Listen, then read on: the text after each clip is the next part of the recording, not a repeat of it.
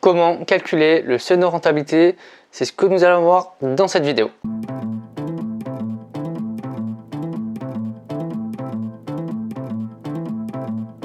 Alors bonjour à tous et bienvenue sur LBTSMIC. Je suis très heureux de vous accueillir dans cette nouvelle vidéo. Alors comme je vous disais, si vous avez vu la dernière vidéo, on parlait du compte de résultat par variabilité et aujourd'hui on va traiter du seuil de rentabilité qui est étroitement lié avec. Et c'est cette vidéo la plus importante à bien comprendre. Pour bien comprendre cette vidéo, allez voir la précédente vidéo que nous avons tournée sur le compte de résultat par variabilité pour bien comprendre ce que c'est. Donc c'est un préalable pour bien comprendre cette vidéo.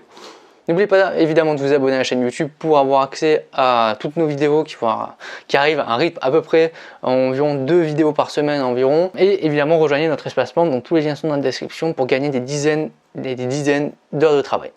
On se retrouve tout de suite sur le diapo pour pouvoir traiter le seuil de rentabilité. Allez, c'est parti. Alors le seuil de rentabilité, c'est vraiment un cours qui est ultra important à connaître et à comprendre pour votre examen du BTS-MUC d'MJUC parce qu'il tombe quasiment à chaque fois. Donc c'est très important à bien connaître. Et on va voir ça tout simplement. Alors déjà, qu'est-ce que c'est?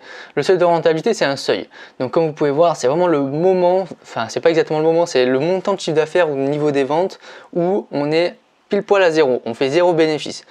Si on dépasse ce seuil, on va gagner de l'argent, donc on va faire des bénéfices. Si on n'atteint pas ce seuil, on a perdu de l'argent, c'est pas plus compliqué à comprendre. À ne pas confondre avec le point mort. Donc la différence avec le point mort, c'est que le point mort c'est le moment, donc un moment dans l'année où on va atteindre ce seuil de rentabilité. Et le seuil de rentabilité, c'est vraiment un montant, soit un chiffre d'affaires, soit un niveau des ventes. Donc ça c'est vraiment quelque chose de bien important à comprendre. Donc le seuil de rentabilité, il y a deux formes de seuil de rentabilité. Que j'ai globalement déjà expliqué juste avant en fait.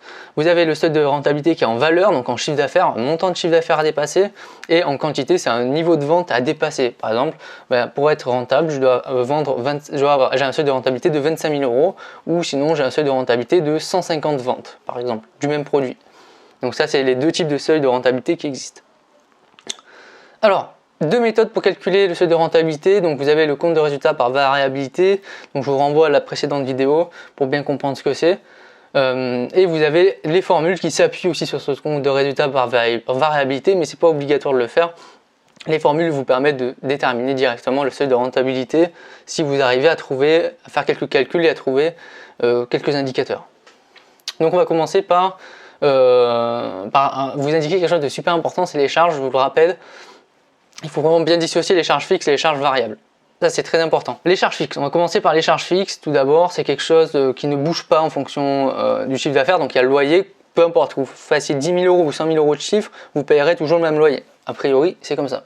Les frais de fonctionnement, alors généralement, tout ce qui est électricité, eau. Alors, électricité, quand c'est pas une activité de production, ça reste à peu près fixe. Les fournitures, papeterie et compagnie, ça, c'est des frais de fonctionnement. Généralement, c'est fixe, hein, pas de souci.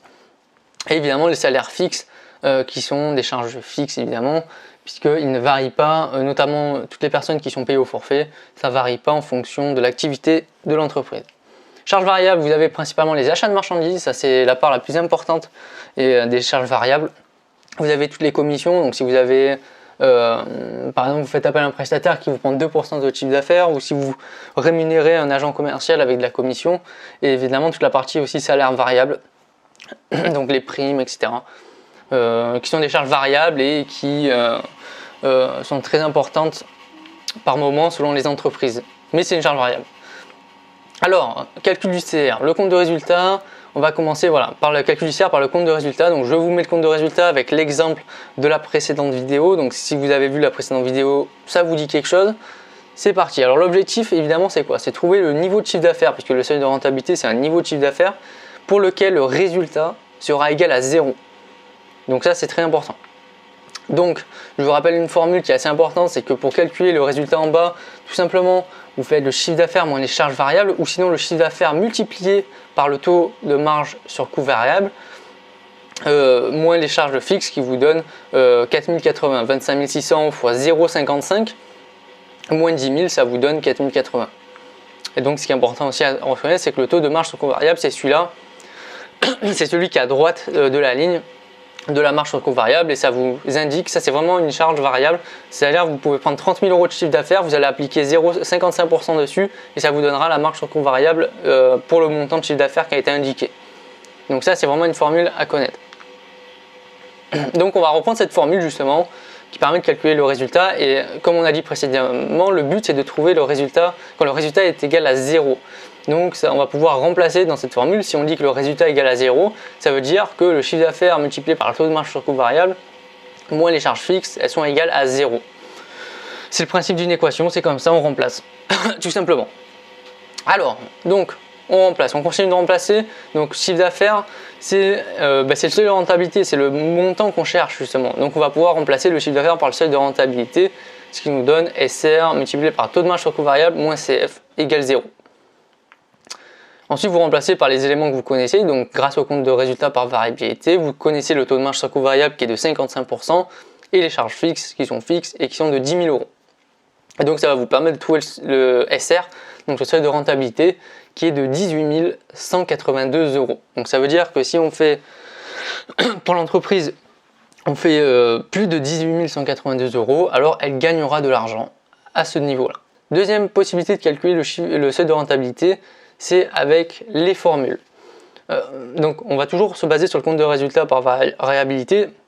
On n'est pas obligé, mais je vous conseille vraiment de le faire parce que ça vous aide énormément. Alors la première formule pour le SR en euros, tout simplement on va prendre les charges fixes et on va diviser par le taux de marge sur coût variable qu'on a trouvé. Donc charge fixe c'est 10 000 euros divisé par 0,55 et ça vous donne en un seul calcul. Ça vous évite de faire tout le calcul, la suite de calculs logiques qu'on a fait auparavant. En un calcul vous avez le seuil de rentabilité, c'est très simple. Il suffit juste de s'en rappeler justement. Ça c'est plus compliqué. Également, le seuil de rentabilité, un peu plus compliqué comme formule, mais vous prenez le chiffre d'affaires, donc 25 600, que vous multipliez par les charges fixes, et le tout vous divisez par la marge sur coût variable. Et là, pareil, vous trouverez le même résultat, alors à plus ou moins quelques euros, selon les arrondis que vous faites, mais vous arrivez à peu près au même montant de seuil de rentabilité. Et l'autre possibilité aussi, c'est si jamais vous déterminez le seuil de rentabilité en quantité, vous pouvez retrouver le seuil de rentabilité en euros, enfin en chiffre d'affaires.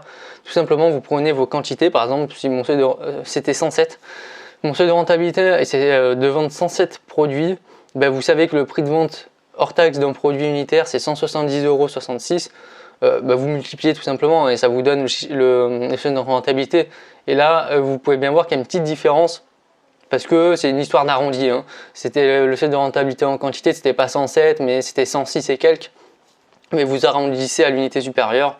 Et voilà, donc il y a quelques différences de temps en temps sur le seuil de rentabilité, mais tant que ça reste cohérent, c'est bon. Autre possibilité, maintenant on va s'intéresser au seuil de rentabilité en quantité. Alors le seuil de rentabilité en quantité, vous prenez tout simplement vos charges fixes, donc qui sont de 10 000 euros, et vous le divisez par votre marge sur coût variable unitaire. Attention, c'est pas celle qui est indiquée dans le tableau, c'est pour ça je vais vous montrer comment calculer cette marge sur coût variable unitaire.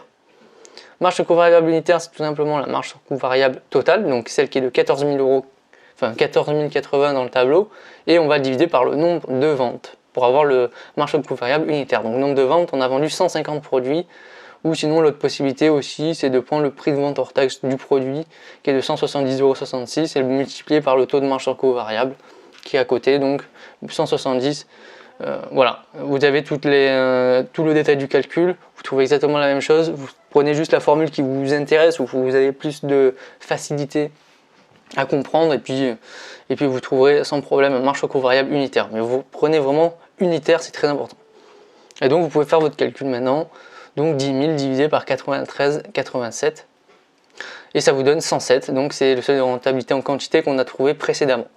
Alors j'espère que cette vidéo vous a plu, qu'elle vous aura apporté toutes les connaissances, qu'elle vous aura bien fait comprendre le seuil de rentabilité, ce que c'est et comment le calculer.